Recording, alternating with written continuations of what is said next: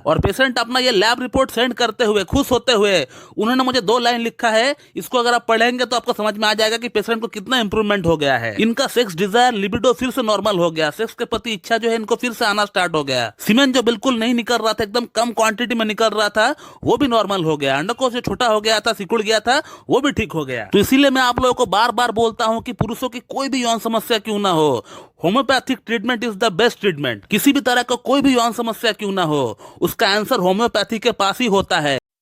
दोस्तों, क्या आपको पता है कि अगर आपका पिट्यूटरी ग्लैंड से निकलने वाला 2 हार्मोन अगर LH FSH अगर सही से ना निकले तो भी आपको नापुंसकता हो सकता है, इरेक्टाइल डिस्फंक्शन हो सकता है, आपको इनफर्टिलिटी हो सकता है। तो आज हम लोग इसी टॉपिक के ऊपर बात करने वाले हैं कि ये LH FSH किस तरह का हार्मोन है, इसका क्या रोल है हमारा बॉडी में, और कहीं अगर ये कम हो जाए हमारा बॉडी में तो हमें किस तरह का नापुंसकता में देखने को मिल सकता है, और उसी के साथ उसका इलाज कैसे हो सकता है होम्योपैथी में, ये भी हम लोग जानेंगे इस वीडियो में। तो मैं डॉक्टर सुप्रदत्ता और आप सभी का फिर से एक बार बहुत बहुत स्वागत करता हूं अपने इस YouTube channel homeo care tips पे। दोस्तों, LH और FSH, LH का फुल फॉर्म होता है ल्यूटिनाइजिंग हार्मोन और FSH का फुल फॉर्म होता है फॉलिकल स्टिमुलेटिंग हार्मोन, और ये दोनों ही हार्मोन रिलीज होता है हमारा पिट्यूटरी ग्लैंड से। एंटीरियर पिट्यूटरी ग्लैंड यानी पिट्यूटरी ग्लैंड का सामने का पार्ट से ये निकलता है, और ये 2 हार्मोन को बनाने के लिए फोर्स करता है हमारा ब्रेन। हमारा हाइपोथैलेमस जो एक पार्ट होता है ब्रेन का,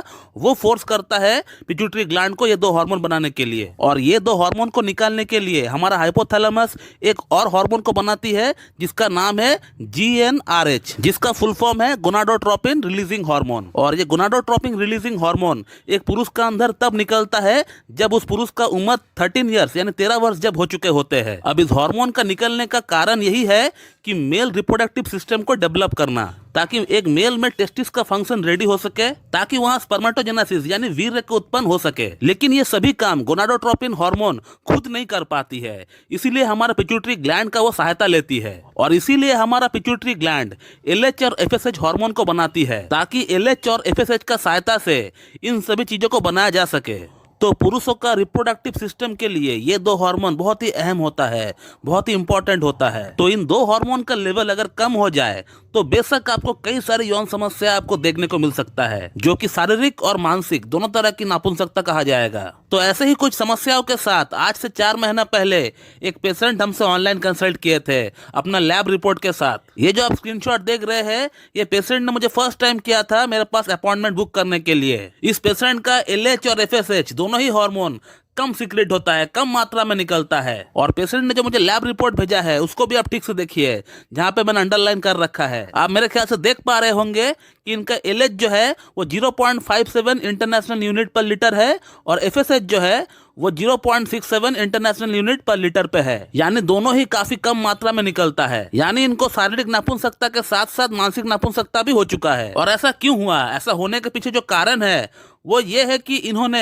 टेस्टोस्टेरोन के इंजेक्शन पिछले 1 साल से वो लगा रहे हैं, और अब जब टेस्टोस्टेरोन के इंजेक्शन लगाना बंद कर दिए, और उसे बंद करने के बाद हमारा बॉडी, हमारा शरीर खुद से टेस्टोस्टेरोन बना नहीं पा रही है, और ब्लड में जैसे ही टेस्टोस्टेरोन का मात्रा कम हो गया तो LH और FSH का सीक्रेशन कम हो गया। अब इनके एलोपैथिक डॉक्टर ने इनको वेट करने के लिए कहा है कि आप कुछ दिन वेट कर जाइए, कुछ महीना वेट कर जाइए, आपका टेस्टोस्टेरोन खुद से बनना स्टार्ट हो जाएगा, और उसी के साथ आपका LH FSH भी बढ़ जाएगा और आपका यौन समस्या भी ठीक हो जाएगा अपने आप। लेकिन टेस्टोस्टेरोन के इंजेक्शन का इतना ज्यादा साइड इफेक्ट है कि पिछले 1.5 साल हो चुके हैं टेस्टोस्टेरोन के इंजेक्शन को छोड़े हुए, और 1.5 साल वेट करने के बावजूद भी ना तो इनका LH FSH बढ़ा और ना ही टेस्टोस्टेरोन का लेवल बढ़ा। और इसीलिए दोस्तों हम लोग बार बार कहते हैं कि टेस्टोस्टेरोन का इंजेक्शन अब मत लगाइए। अगर आपका टेस्टोस्टेरोन का डेफिशिएंसी है तो आप होम्योपैथिक ट्रीटमेंट लीजिए। होम्योपैथी में इतना अच्छा ट्रीटमेंट है, हमने प्रूफ करके बता दिया है कि पेशेंट का 4 महीना में 2 महीना में टेस्टोस्टेरोन जो है बढ़ जाता है, कितना बढ़िया तरीके से बढ़ता है, और कोई साइड इफेक्ट भी नहीं होता है। और जो टेस्टोस्टेरोन बढ़ता है वो आपका बॉडी ही बनाती है, आपका अंडकोश खुद टेस्टोस्टेरोन बनाता है,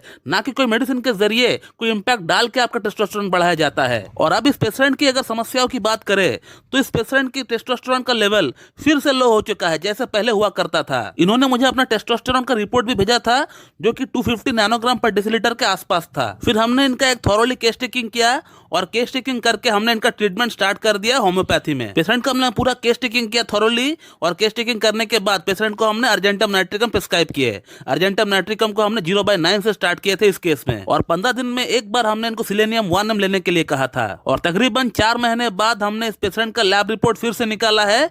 लैब रिपोर्ट में क्या लिखा हुआ आ रहा है ये आप देखिए। पेशेंट का एलएच हार्मोन, एफएसएच हार्मोन और टेस्टोस्टेरोन हार्मोन, ये तीनों ही हार्मोन बढ़ गया और तीनों ही हार्मोन बढ़कर नॉर्मल हो गए। और मेरे ख्याल से आप देख पा रहे हैं कि पेशेंट का एलएच हार्मोन का लेवल 2.68 इंटरनेशनल यूनिट पर लीटर हो गया और जो एफएसएच हार्मोन का जो लेवल है वो 4.28 इंटरनेशनल यूनिट पर लीटर पे आ गया और सीरम टेस्टोस्टेरोन का जो रिपोर्ट है वो 250 से 410 तक आ गया। और पेशेंट अपना ये लैब रिपोर्ट सेंड करते हुए खुश होते हुए उन्होंने मुझे 2 लाइन लिखा है। इसको अगर आप पढ़ेंगे तो आपको समझ में आ जाएगा कि पेशेंट को कितना इंप्रूवमेंट हो गया है। इनका सेक्स डिजायर, लिबिडो फिर से नॉर्मल हो गया। सेक्स के प्रति इच्छा जो है इनको फिर से आना स्टार्ट हो गया। सीमेन जो बिल्कुल नहीं निकल रहा था, एकदम कम क्वांटिटी में निकल रहा था, वो भी नॉर्मल हो गया। अंडकोश जो छोटा हो गया था, सिकुड़ गया था, वो भी ठीक हो गया। तो इसीलिए मैं आप लोगों को बार बार बोलता हूं कि पुरुषों की कोई भी यौन समस्या क्यों ना हो, homeopathic treatment is the best treatment. किसी भी तरह का कोई भी यौन समस्या क्यों ना हो, उसका आंसर होम्योपैथी के पास ही होता है और कोई पैथी के पास उसका आंसर नहीं होता है। और इस बात को हमने अपना ढेरों यूट्यूब वीडियोस के माध्यम से प्रूव कर चुके हैं। वो आप देख सकते हैं, यूट्यूब पे ढेरों वीडियोस मेरा अवेलेबल है जो हमने लैब प्रूफ के साथ बताया है आप लोगों को। तो दोस्तों, इस वीडियो में आपने ये देखा कि एलएच एफएसएच हार्मोन का लेवल कितना इंपॉर्टेंट होता है एक पुरुष के लिए, और अगर उसका लेवल अगर गिर जाता है तो कैसे हम लोग होम्योपैथिक ट्रीटमेंट के जरिए उसको ठीक भी कर सकते हैं। तो मेरे ख्याल से आप लोगों को मेरा ये वीडियो पसंद आएगी, और अगर आप लोगों को मेरा वीडियो अच्छी लगती है तो एक लाइक जरूर कर दीजिएगा और साथ ही साथ मेरे चैनल को सब्सक्राइब कर दीजिएगा ताकि हमारे लेटेस्ट वीडियो का नोटिफिकेशन आप तक सबसे पहले पहुंचती रहे। So thank you very much and have a good day.